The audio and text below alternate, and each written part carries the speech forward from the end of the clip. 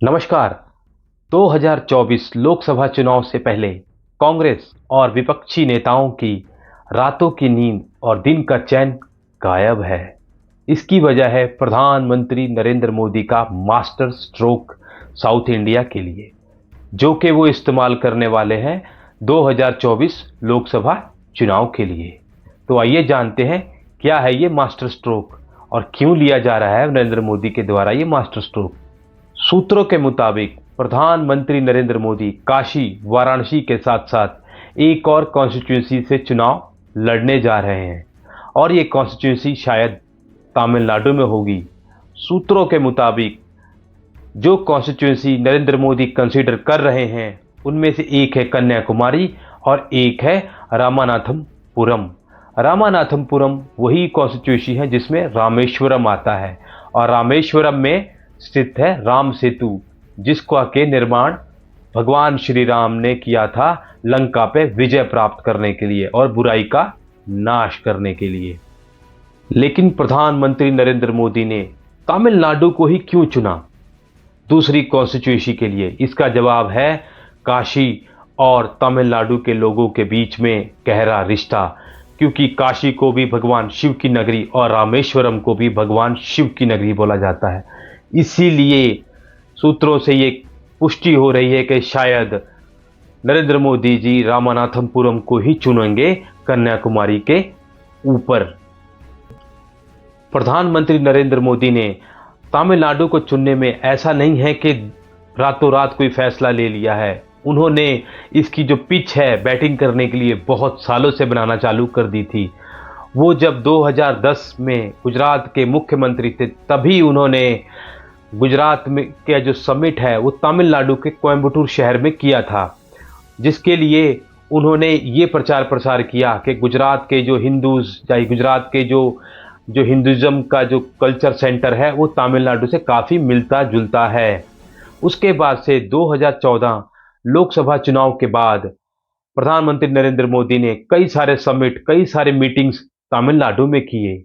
इनमें से सबसे प्रमुख है शी जिनपिंग को जब उन्होंने मलापुरम में बुलाया था और ये दिखाने की कोशिश की थी तमिलनाडु के लोगों को कि उनके लिए तमिलनाडु उतना ही इम्पोर्टेंट है जितना कि नॉर्थ इंडिया की कोई स्टेट।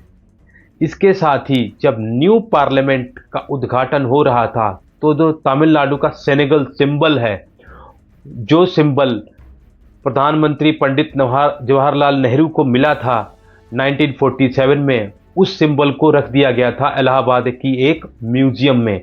लेकिन प्रधानमंत्री मोदी ने उसको सम्मान देते हुए उस सेनेगल को न्यू पार्लियामेंट की बिल्डिंग के ऊपर चिन्हित करवाया और तमिल लोगों को खुशी प्रदान की। सबसे लेटेस्ट में प्रधानमंत्री नरेंद्र मोदी ने काशी और तमिल संगम का आयोजन करवाया, जिसके अंतर्गत काशी के हिंदूज और तमिल के हिंदूज को ये प्लेटफॉर्म दिया जिसमें कि वो एक दूसरे को अपने कल्चर, अपने हेरिटेज के बारे में बता सके, क्योंकि काशी भी शिव नगरी है और रामेश्वरम भी शिव नगरी है।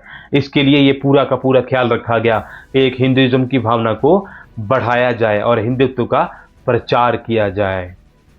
तो ये तो रही 3-4 बातें जिससे ये साफ साफ जाहिर होता है कि जो पिच है प्रधानमंत्री नरेंद्र मोदी ने तमिलनाडु में तैयार कर दी है। इसी बात पे जो के अन्नामलाई, जो तमिलनाडु के बीजेपी चीफ हैं, उन्होंने बताया कि भारत के जो प्रधानमंत्री है उनके बारे में गली गली नुक्कड़ नुक्कड़ पे अब बात हो रही है तमिलनाडु में, और लोग ये रैली में जानना चाहते हैं क्या वाकई में प्रधानमंत्री तमिलनाडु में आके चुनाव लड़ेंगे, क्योंकि अगर प्रधानमंत्री तमिलनाडु में आके चुनाव लड़ेंगे तो इसका असर कम से कम 50 से 60 सीटों पे होगा और उसमें से के अन्नामलाई का कहना है कि कम से कम 40 सीटें तो बीजेपी जरूर जीतेगी।